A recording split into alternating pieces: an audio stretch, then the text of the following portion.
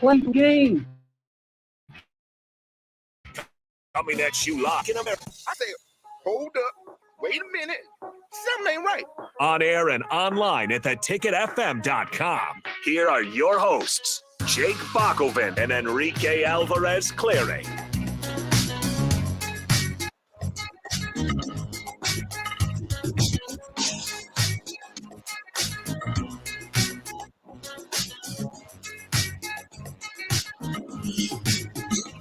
This is the Ticket Water Cooler here on 93.7 The Ticket. I am Jake Bachman, joined by Austin Orman because Rico is heading down to Lawrence to check out some WNIT action tonight between the Huskers and Jayhawks. So hopefully he makes it there safe. It's not too bad of a drive down to Lawrence. Yeah, you've made the drive before. You said you've been to a game at Kansas, right? Yeah, I went to the Nebraska-Kansas game. Would have been December of 2016, I think. That sounds about right.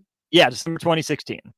Yeah. Best place I've ever watched a basketball game. Really? Best place. Just the environment? PBA's good. Yeah. It's fun. It's fine. Carver Hawkeye is an interesting setup where it sinks in instead of getting built up. I would just clown Nebraska in that one. Saw one at the Barn up in the Twin Cities.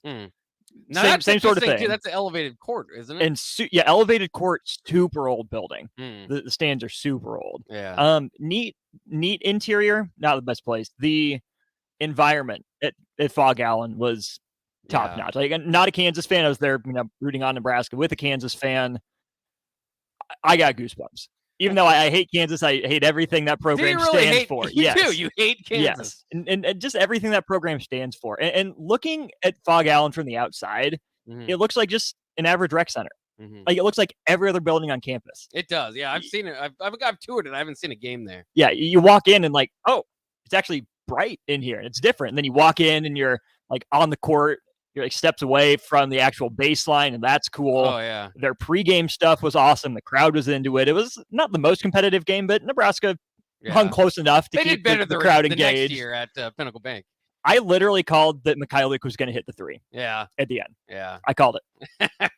Well, he was the guy to look out for. That was his specialty. Well, no. I mean, if you look at everyone else they had on that team, everyone else was trying, but no, they're going to go for the two. And if they have a kick out, maybe, but they're going for the two. They're going into the post. No, they're going to Mikhailuk for the win. Yeah. And they did. Man, that was sad because it was the volleyball. Was it the championship or the Final Four? I can't remember. So it was basically the setup, and I stayed there. It was watch Nebraska, Kansas, and then stick around for the volleyball game. And I did, but it was just like the environment. It just kind of lost its luster, right? It was like we're that close to beating Kansas, and then you just kind of have to walk away from it. But I stayed for the volleyball game up on the big screen. I can't remember exactly what the situation was, but it was a big volleyball game. But that was kind of a fun memory and a good job by Nebraska. I like when they're able to pair that and like acknowledge you as a Nebraska fan. It's not, you don't have to be a Nebraska volleyball fan or a Nebraska basketball fan. It's like, all right, we're getting these things going at once, which is why I was a little bit disappointed on Black Friday when they had the Nebraska basketball game going on during the Nebraska Iowa football game. Where I'm just going, care for me. Yeah. Why? Yeah, I want. These are my two favorite teams. On the one hand, it's good that Nebraska basketball got to another multi-team event because you like playing in those. I mean, having the one-off games, the regular non-conference games is fine. But if you want to be a program, you find your way to a multi-team event. I mean, make yourself part of the conversation in some form or fashion over Thanksgiving weekend. So, yeah, it didn't have to be at exactly the same time. That was frustrating. But, yeah, so me as a Duke fan, I had Husker football, Husker basketball, and Duke basketball playing all in the same window, which was frustrating. The other thing about that 2017 Nebraska-Kansas game was there to watch that one. Went to my first NCAA tournament game later, so the 2017-18 season in March then of 2018. Watched that same Kansas team get a horse crap charge call from Roger Ayers to beat Duke in Omaha. That's right. That was in Omaha. Malik Newman went off. Was that the Elite Eight? Yes, Elite Eight. Yeah. Big one. Had to survive Syracuse in the Sweet 16. I bought tickets for the Elite Eight game as soon as I knew Duke made it through. Had they not, I would have been stuck watching Syracuse. Oh, Kansas, Syracuse. I've never been more stressed watching a basketball game. than watching Syracuse. Than watching Duke Syracuse. Because Syracuse wasn't good. Yeah. But as that lower digit seed, they do just enough. That wasn't a great shooting Duke team. So I was stressed out of my mind watching that one. Who was on those Duke teams? It's hard to keep track because for a while they were the one and done. They kind of evolved into the one and done school and pretty much took it from Kentucky. So that 2017-18 Duke team was the Marvin Bagley and they have Wendell or wait. Yeah, so it was Wendell Carter, Marvin Bagley. Wait, no, that was 18-19. Okay. Wait a minute. Yeah, it was the 18-19 team that I watched. That you watched. Yes, because it was Grayson Allen, Marvin Bagley, Wendell Carter, Gary Trent Jr. was on that team because it was after Kennard had left. It was did the Omaha crowd did they embrace who did you just say? Now I'm blanking on his the much maligned Grayson Allen. Grayson Allen, yeah. Didn't really notice it. Nothing one way or the other. Yeah. Not really. I mean, there were more Kansas fans than Duke fans there, right. But it was fine. Wasn't booing it all the time or anything. Yeah. I've never been to an NCAA tournament game. I really want to go next time they come to Omaha. Of course, they're playing in Kansas City. Could have made that road trip maybe, but guess who didn't get sent to Kansas City? Kansas, because they're salty about it. Houston was better all year. Get over yourself, Kansas. Kansas State also not in that bracket. They're trying to avoid local teams, I think. I guess, which is fair enough, I guess. But I don't know. It depends on what you want. Do you want competitiveness and all that? Because one way or the other, Houston might be winning the championship, playing the Final Four in their own home, so you can't avoid it completely. And the other thing is, I don't know what do you think's better? Do you dislike the competitive advantage, or do you at least like to see people in the building? I know it's better as the tournament moves on, more people buy, more people travel. But some of those games, when you're watching a game that's supposed to matter, I mean, and it does. The season's on the line for both teams, and most of the front rows are empty. Not a great look. Yeah. Still more people there than Oregon's NIT game. Yeah, that's right. Sorry, Dana. That was fun. That was, if you missed that, Dana was not very happy with the Oregon crowd. In fact, even basically pulling a Bo Pelini and saying, "If it's me, fire me." Literally. Yeah, he said that. If it's me, let me go, because he didn't feel like the energy. But at the same time, like I know, and it was bad. It was like 3,000 people, and that's why he was so upset. And that high schools at times can beat that. Well, for reference, Nebraska's women drew 3 times that in 2 games. Yeah, I mean they drew 4,000 and 6,000. Yeah, so it's bad, but at the same time too, when you're Oregon, that going to the NIT, I mean that's it's not quite North Carolina going to the NIT or declining the NIT, but Oregon's used to making NCAA tournament runs, at least as far as Dana's tenure has been. So 7 NCAA tournaments for Dana at Oregon. So yeah, I understand that settling for the NIT probably doesn't feel nearly as good, but come on, there's still games at your home arena. The NIT is so weird because it's like if Nebraska would have made it, we would have sold out.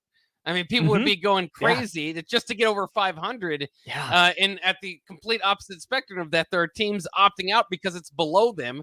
And then you have your difficult. I was listening to them talk on early break one morning. You have your different like distinctions about it. Like you don't like you don't post like an NIT appearance. That's not something like NCAA appearances you put on your banners. NIT ones you don't. You can do championships, I think. I mean, depending on the school. Didn't North Carolina win an NIT a few years back? Would have been probably like 12 I know years TCU back did. now. Yeah. I just wonder, like, what a North Carolina. I don't think they'd hang the NIT banner. I would hope not. I mean, it would make me laugh, but I would hope not. So let's see. North Carolina won the NIT in 1971. Has appeared in 2 NIT finals with 6 NIT appearances. Okay, so that's I'm misremembering because I wasn't thinking about 71. Like I'm looking at some of these other teams. Like Connecticut's a proud program that's won the NIT. Michigan. Ohio State in recent years, Baylor, I suppose. I'm interested if those teams hang the banners. I'm proud of Nebraska's banner that they got. So looking at that list, I could see Penn State hanging the banner. Yeah. Not a basketball powerhouse. TCU, maybe. George Washington, probably. Stanford shouldn't. Minnesota shouldn't. Baylor shouldn't.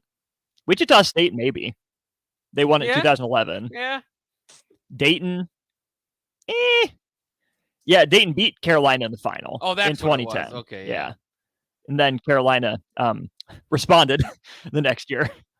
That 2019, I think, was the one that won the championship for Carolina. Now, you also mentioned, and this is going off a little bit, and I want to get back to it because I think imaging is important, and we're going to do that with Husker baseball here coming up tomorrow. But real quick, because you mentioned Penn State, Micah Shrewsbury off to Notre Dame. And this Penn State team, obviously Jalen Pickett, a big part of it, but a lot of it just kind of transfers, meld together. I think that's why Notre Dame was excited because, I mean, clearly he identified a group that he could put together and didn't take long to get things going at Penn State, which is a difficult place to get things going.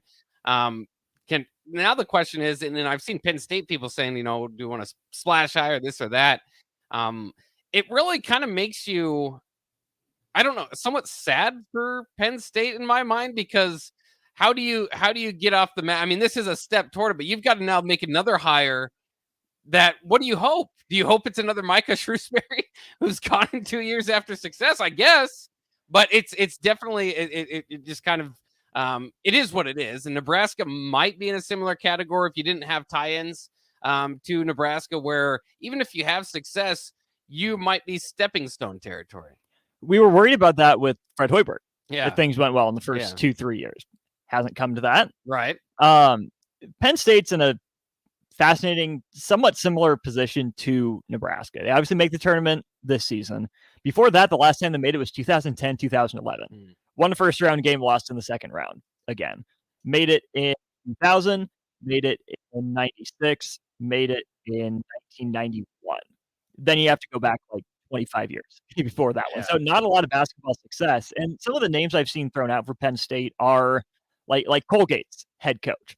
The style that they play with, shooting a lot of threes, very similar to what Penn State did the last couple of years under Micah Shrewsbury. So it is a Power 5 job. And I think what you saw under Pat Chambers and what Micah Shrewsbury did this season shows that you can win at Penn State. It's not, a basketball black hole, but it's always going to be second fiddle to football. Maybe even behind wrestling in some cases. Volleyball, I think, is still up there in that conversation. Well, it's the problem with Nebraska. We know Nebraska's not historically very good, but when they're even 500 or flirting with 500, the place is sold out. Penn State Penn State when they're bad, it's what Dana Altman's talking about. It's like 3,000 people in the building, and they still have to block out the Upper Bowl. The Bryce Jordan. Regardless, not a good look. It's not. So Penn State's in a weird spot. I think they should be able to get someone. I just don't know how big that name is. Yeah, I don't know. I don't know what a splash hire at Penn, because I saw some Penn State people saying, I don't know what a splash hire means. Mike Bray's going to what, South Florida? No, actually. Is he not? No. So that happened yesterday too, in that he talked with South Florida, but Mike Bray said he was never offered the job. Oh, okay. Yeah, I saw reports that it was maybe closing in on that. So that's interesting. I don't have to switch jobs. Just switch for Mike Bray. That's not a bad idea. We're talking just a second ago about imaging, because part of it's the banners that you hang up at PBA, and I think they do a pretty good job. They got a few jersey retirements up there. They could probably add a few more. I think, in my mind, just more dressing looks better. You don't have to explain to everybody when they get in the building, hey, here's the downfalls of the program. If you have a recognizable name, Eric Strickland, put it up there. You know what I'm saying? Yeah, put Strick's jersey up there, put the NIT stuff up there, and hey, you start winning more in the NCAAs, you can take those down when you need room. Right. That's exactly. It doesn't mean it has to be permanent. All I know is if Nick Collison's jersey is hanging at Oklahoma City's rafters, then we can do whatever we want. I don't know if you saw this yesterday. Of course, the big news for Friday for tomorrow's Husker baseball game is the jersey retirements of probably the 3 greatest baseball players in Nebraska history, or at least right up there. Alex Gordon and Darren Erstad certainly stand alone. Shane Comine, one of the greatest to ever do it as well. And it's interesting in one way that they're doing it all in one night and not spreading it out. I mean, you could do it different ways. The other thing I saw is now they're putting up imaging in Haymarket Park of their runs to the College World Series in the 2000s. And I think that that's just incredible. I think that's more of that, more of and it's you get caught in this stuff, sometimes in football about hanging on to the history too much and all that. But where Nebraska baseball and basketball, like we're talking about, that's not on the Nebraska football side.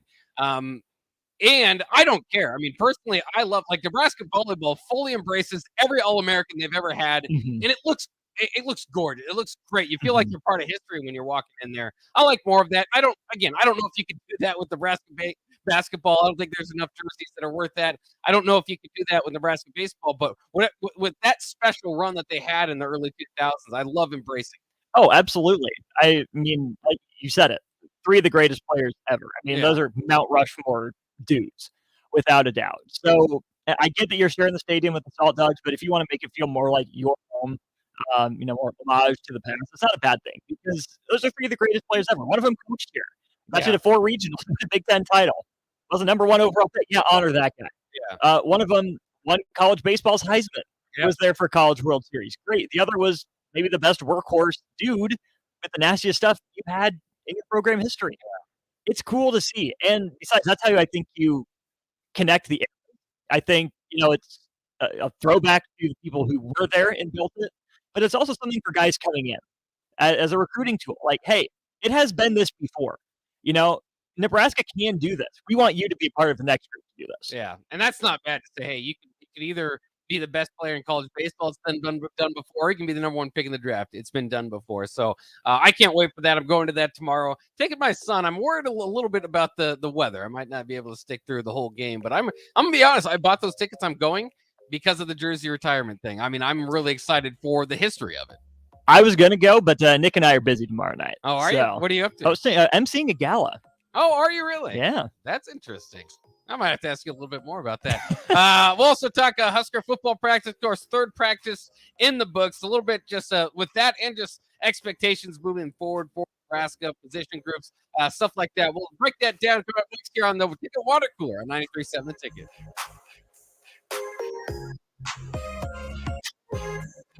Can you believe all the empty car lots in Lincoln? How can they survive? Well, they are surviving by charging way too much and making you believe there are no cars available. Hey, this is Carl from Price Right Auto. I'm here to tell you that they are full of bull stuffing. Come out to Price Right in Westall and you'll find over 100 great vehicles at some great prices. We won't let you get a lemon since we back every one of our vehicles with our peace of mind 3-month warranty. If you want a hassle-free car buying experience, check out our website, PriceRightAuto.com. Come see a great selection of affordable used cars on Westall Street at Price Right Auto. Hi everyone, Kendall Warnock with Automotive in downtown Lincoln. If you're looking for an automotive repair facility you can genuinely trust, we would be grateful to earn your business vehicle. See master technicians and qualified to work on a variety of vehicles from Hondas to Porsches, Jaguars to Toyotas, and Chevrolets to Fords. We pride ourselves on customer service and relationships, and we would be grateful for the opportunity to serve you. Give us a call at 402-477-4660. A1 Automotive, always honest answers.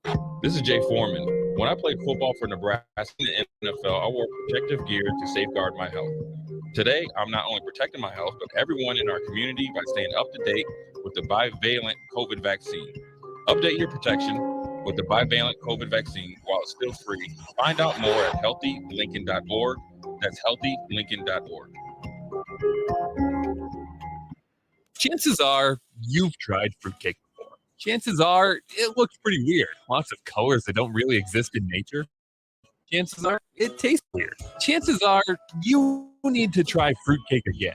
Grandma's fruitcake from Beatrice Bakery. That weird stuff you didn't like, just real fruit, premium nuts, and the delicious flavor combination of brandy, bourbon, and rum to meld all that together. See for yourself. Grandma's fruitcake from Beatrice Bakery. Online at beatricebakery.com. Welcome to our world of yum. Looking for a financial partner that truly makes a difference? Modern Woodman is a member-owned fraternal financial services organization. We can help you plan for all stages of life, from protection to saving to retirement. We also offer member benefits, social activities, and volunteer opportunities to help your family and community. I'm Sean Erickson, your Modern Woodman representative in Lincoln. Call me at 402-483-6515 to start the conversation.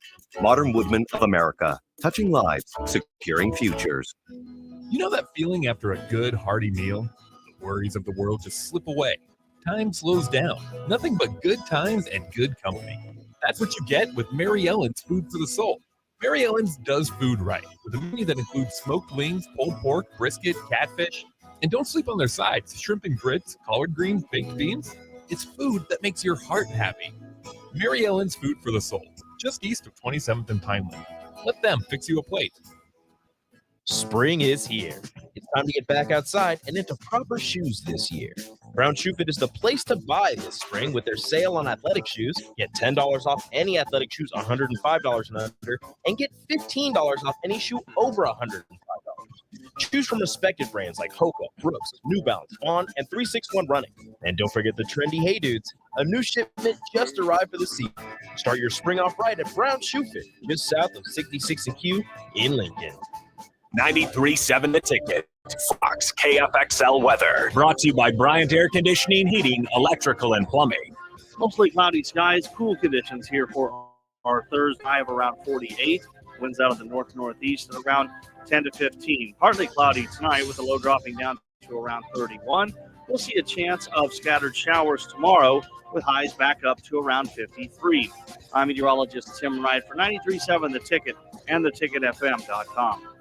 Guys, when I first started with Farrell Extreme Body Shaping, I weighed in at over 300 pounds. Now, less than a year later, I'm under 200 pounds for the first time since high school. I'm stronger, I'm healthier, and it all began with the Farrell's 10-week challenge.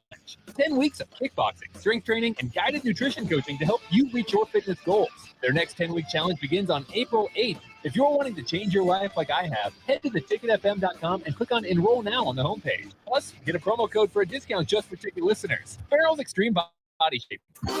If you're not sure what your evening plans are and want to change things up, look no further than Craft Axe Throwing. Whether for a date night, an evening with friends, or even a private party, you're sure to make memories at Craft Axe Throwing. Trained instructors help make things easy to understand, and a stock bar makes it a great hangout spot. Team throwing lanes, there's plenty of opportunity to reserve your spot today. Choose the Lincoln location at craftaxethrowing.com to book a lane or call 402-802-9696. Craft Axe Throwing at 18th and N. Back to the Ticket Water Cooler on 93.7 The Ticket and theticketfm.com.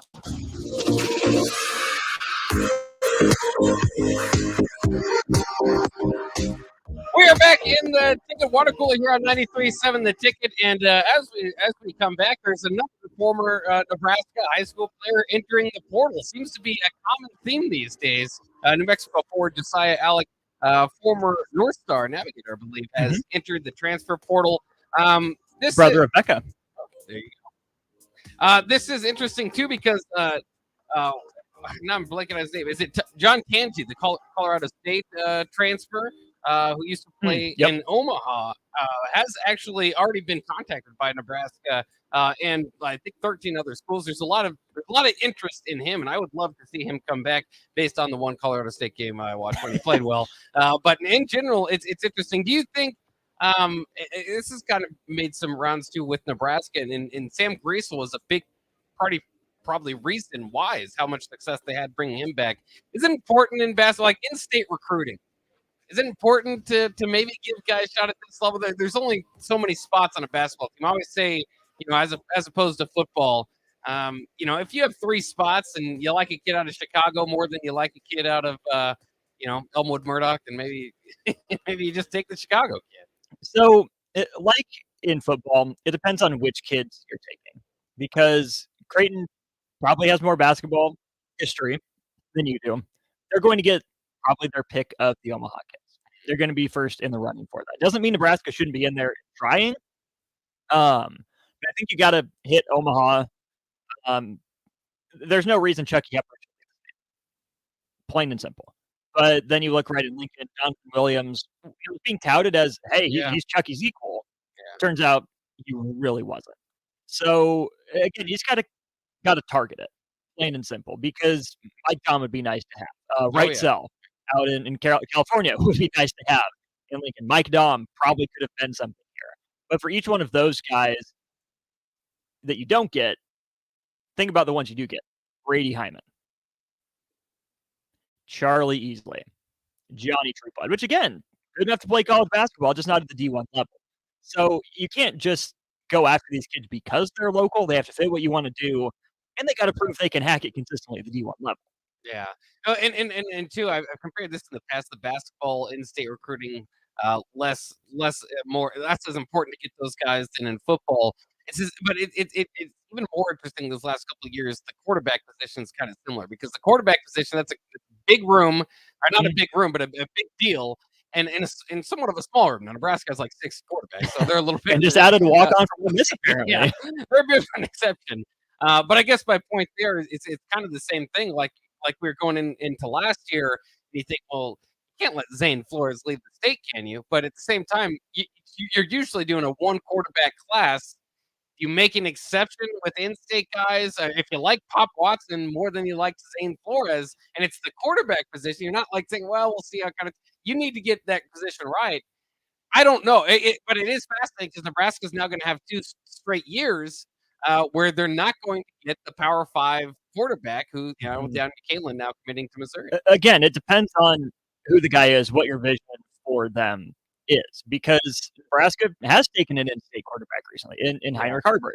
Again, you see the tools, but in terms of ability to play quarterback, Flores and Daniel Kalen flash more. Haarberg's a better athlete. Maybe he ends up, producing more than those guys do.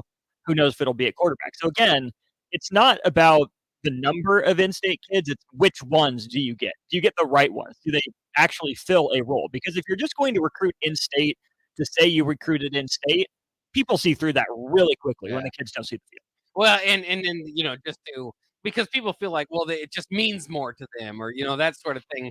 It can help, but they've got to be competing. They've got to be in it. Like Sam Greasel, it felt like it meant more to him. That was his life dream to come and play at Nebraska, which is a great story. But if he's the 13th guy on the bench taking up a scholarship spot, well, then it's still kind of a cool story. But But what does it matter? Yeah, What does it you're mean? paying off somebody's dream instead of getting somebody that can play at this level and contribute to the team. So it's always fascinating to kind of go through those thoughts, and certainly from the fan base, they will press you on in-state because they like to see their own succeed. So it's kind of fun to watch that.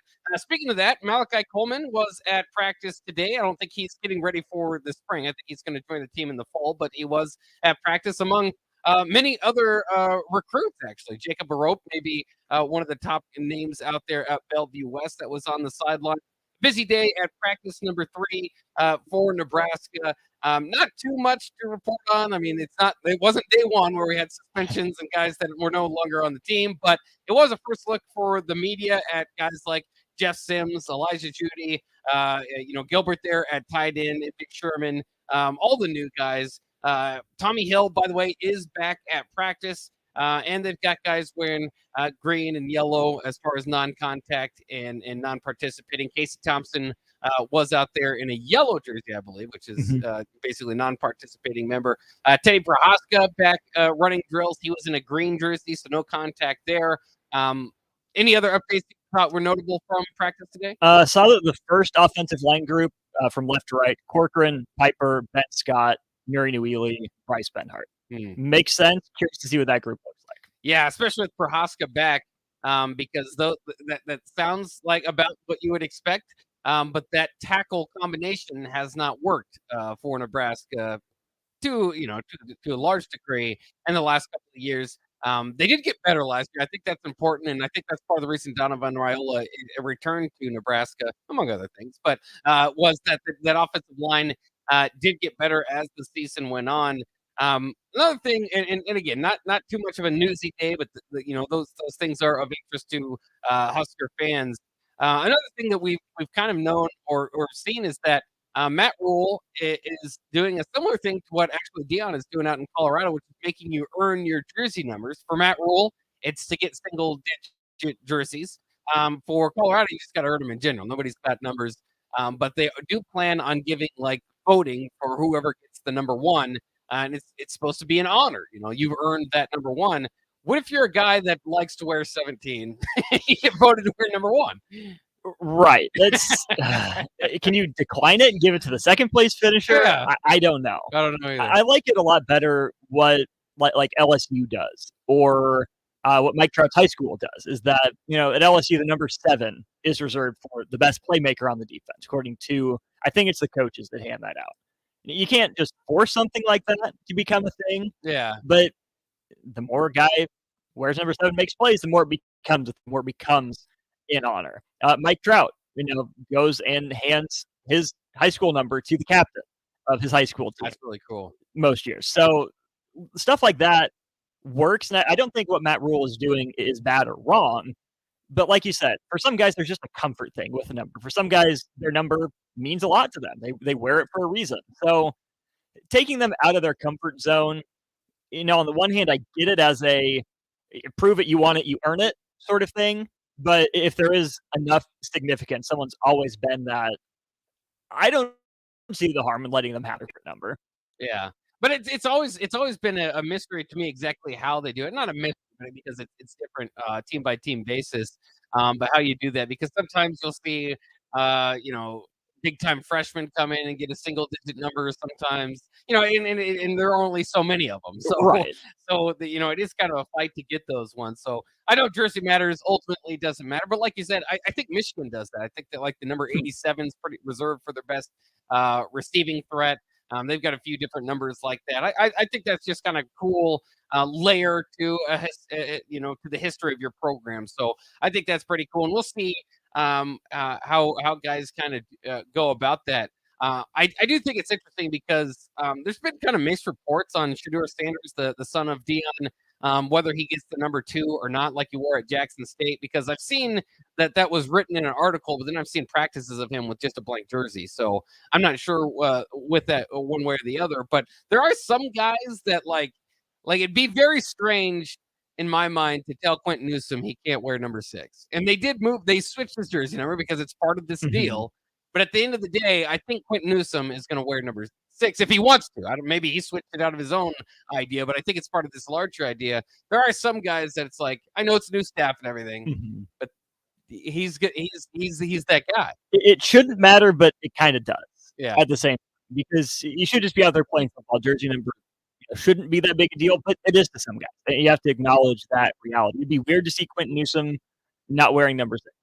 Marquise Buford had a really good year last year. Yeah. Him not wearing number 1 would be a little weird. You get used to it, but I guess the onus then that Matt Rule is putting on the players is you want it, you earn it. Yeah. And I hope those guys have good enough relationships with the rest of the team that, hey, yeah, he's tough. He held at the end of the bargain. We'll vote him number 6 instead of voting him number 7. Something like that. We'll see. I don't know if it's going to come down to a vote or what, but they have to earn the numbers one way or the other, and the coaches. So it's going to be. It is too, though. I think you're gonna if they continue doing this. If it's 1 year, then so be it. It's just kind of installing the program and all that. But if this continues to be a thing down the line, that is something to look like.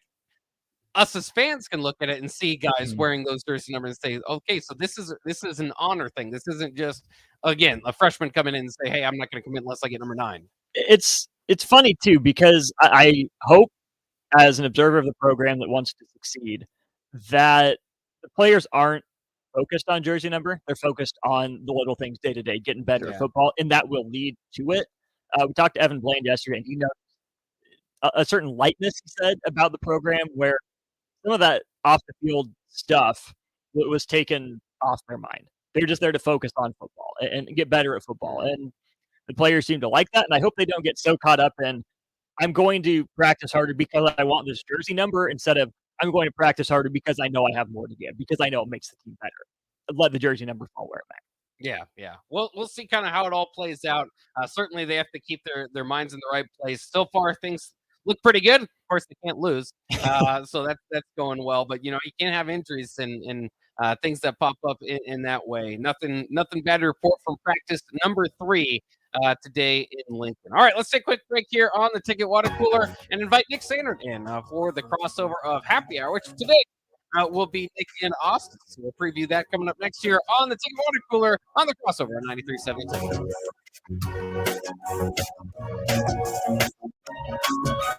Constructors is hiring for all positions, with laborers starting at $20 and up based on experience.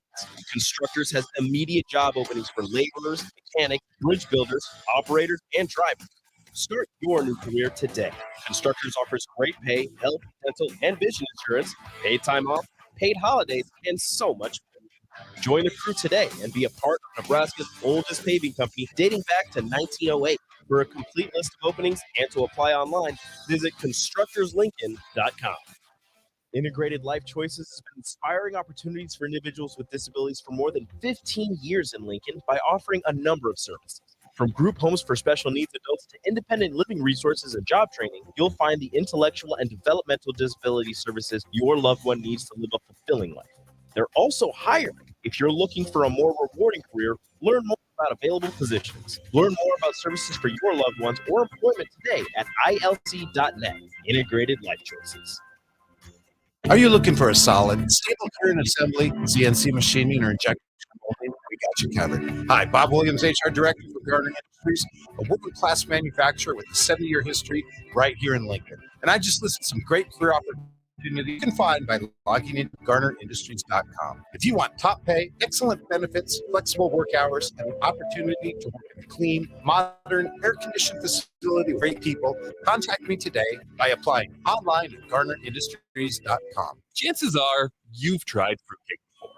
Chances are it looked pretty weird. Lots of colors that don't really exist in nature. Chances are it tasted weird. Chances are you need to try fruitcake again. Grandma's fruitcake from Beatrice Bakery. None of that weird stuff you didn't like, just real fruit, premium nuts, and the delicious flavor combination of brandy, bourbon, and rum to meld all that together. See for yourself. Grandma's fruitcake from Beatrice Bakery. Online at beatricebakery.com. Welcome to our world of yum. Hi, everyone. Kendall Warnock with A1 Automotive in downtown Lincoln. If you're looking for an automotive repair facility you can genuinely trust, we would be grateful for the opportunity to earn your business repairing your vehicle. We have ASE master technicians qualified to work on a variety of vehicles from Hondas, Jaguars to Toyotas, and Chevrolets to Fords. We pride ourselves on customer service and relationships, and we would be grateful for the opportunity to serve you. Give us a call at 402-477-4660. A1 Automotive, always honest answers. Gaina Trucking is hiring CDL Class A and B drivers. Gaina Trucking guarantees a 40-hour work week year-round, and their strong team culture makes it not a job, but a career. Gaina Trucking offers health, vision, and dental insurance, 401k with company match, an employee assistance program, and other bonus programs. Build a better career today with great team culture at Gaina Trucking. Learn more and apply today at GainaTrucking.com. You finally finished your man cave in the basement. Brand new furniture, huge TV, and all of your collector's items. You're ready for football season. You were so excited until one bad rain and it is all ruined. Don't risk a flooded basement and countless dollars in damage when it can be avoided. Call John Henry's today for a free sump pump estimate for your home. 435-5555, John Henry's Plumbing. Working at Continental in Lincoln isn't a job, it's a career. And right now they've raised wages again and they're hiring production operators at $24.11 per hour, which grows to $28.27 per hour within 3 years. Skilled trade positions now start at $32.76 per hour, with opportunities to make more based on certifications. Continental also has salary jobs available and great benefits, plus medical and prescription costs at very low premiums. Dental, vision, and life insurance are offered at no premium cost to the associates, with increased bonuses and vacation for new hires.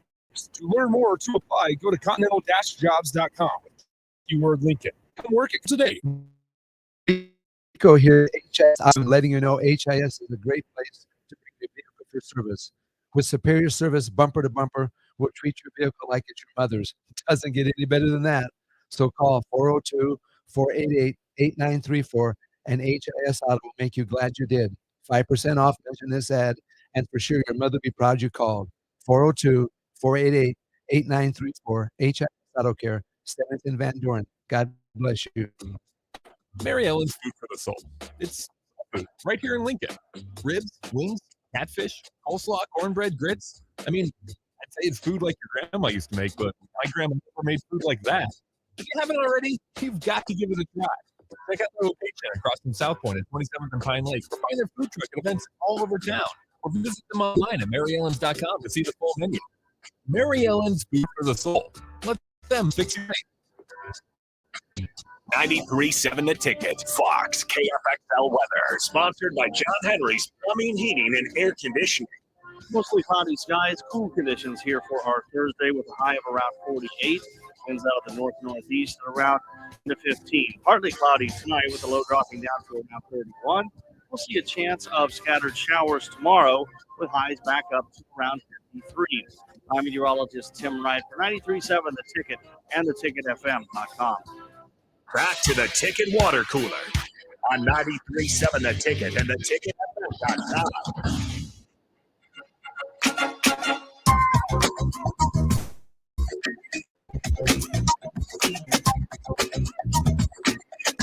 Last time I checked, it is still March, and things are still chaotic. March Mayhem returns here on a Thursday as we get the Sweet 16 action. Still going to have to wait if you hate Creighton to cheer against them tomorrow. If you cheer for them, well, still not going to have to wait till tomorrow. But there are some great matchups tonight, so we'll go through some of these as we get things going here. I'm Jake Bachman, Austin Orman in here with me, Nick Sander jumping in on the crossover. And guys, let's start with FAU and Tennessee. I know FAU had to take down the 16 seed to get to the Sweet 16. Very, very interesting because they've only lost 3 games this year. So, I mean, they're used to going into these games and winning them.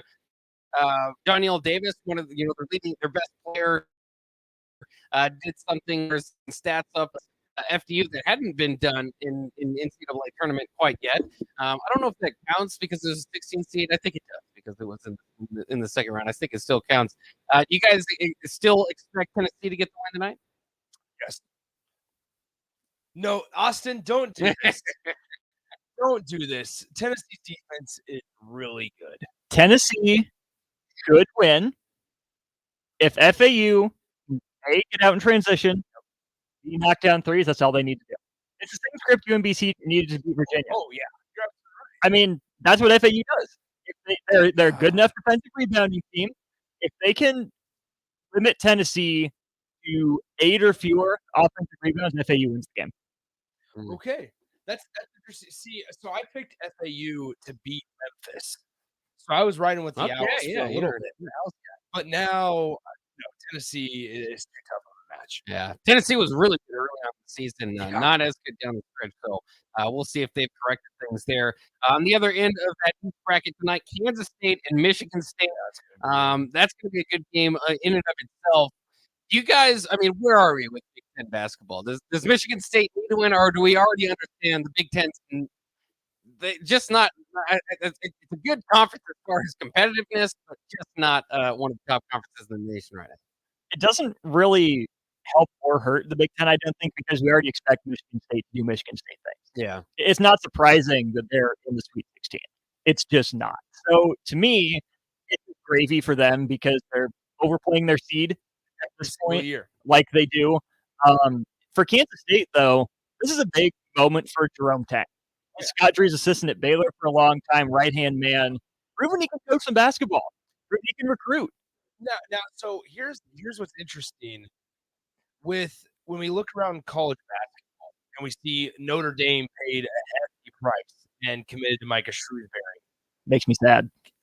Because he's out of the Big Ten, makes me sad for Micah Shrewsbury. Well, makes me sad because of our prediction. Oh, yeah. So here we are, though. With Kansas State, I don't want to say that they caught a break, that they're in the Sweet 16 because obviously you want to be in the Sweet 16. But they caught a break because Jerome Tang, there's not a good enough job out there to lure him away from Kansas State, right? Right. And I mean, he is, in my eyes, the national coach of the year. Yeah. Well, and it's interesting that these Coach of the Year finalists comes down to Jerome Tang and Kelvin Sampson, who are in the tournament. Also, Matt Painter.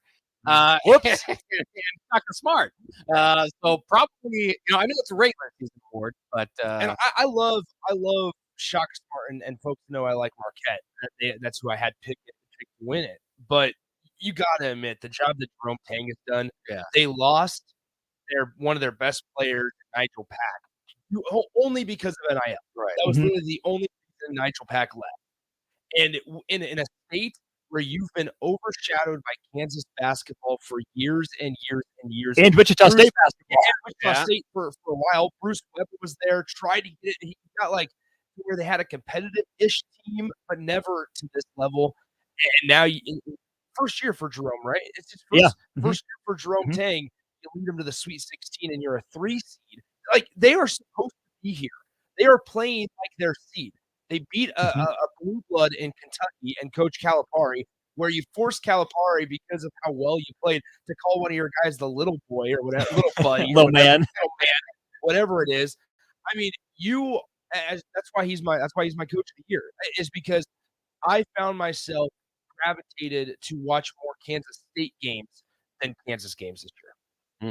Yeah, that will be a good one. And we'll see. I don't even know who to cheer for in that, because I usually cheer for the Big Ten. But it is fun to see what's going down there at Kansas State. Also, okay. Sorry, Buck. I mean, Corey Lincoln says that the K-State's done a great job of hiring coaches over the last 15, 20 years. I mean, just look at the last 5. Oh, just the last 2 major hires. Jerome Tang now.